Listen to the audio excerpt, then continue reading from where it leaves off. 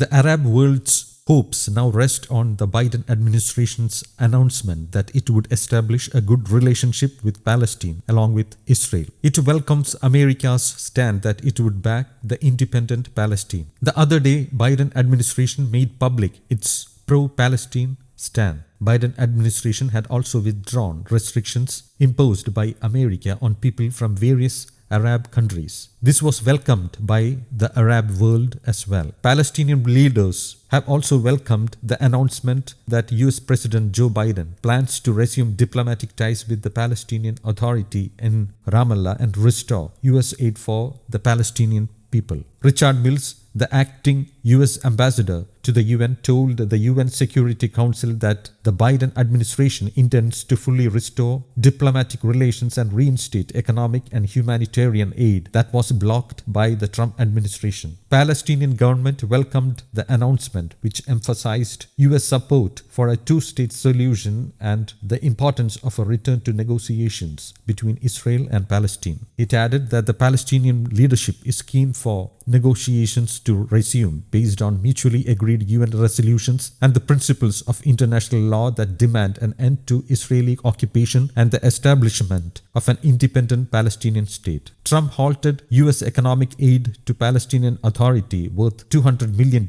and more than $350 million of humanitarian aid provided through the UN Relief and Works Agency for Palestinian refugees in the Near East. After Palestinian leaders rejected Trump administration policies they believed denied the Palestinian people their rights and violated previous international agreements. Israel occupied the West Bank, Gaza and East Jerusalem during the 1967 war and has refused to abide by numerous UN resolutions calling on it to end the occupation. In 1994, the Israelis and Palestinians signed the Oslo Accords, which stipulated the end of the occupation and the eventual establishment of a viable Palestinian state in the West Bank and Gaza, with East Jerusalem as its capital. Under the Trump administration, the US government in 2017 recognized Jerusalem as the capital of Israel and moved its embassy there from Tel Aviv in violation of international law that does not recognize Israeli sovereignty over the holy city.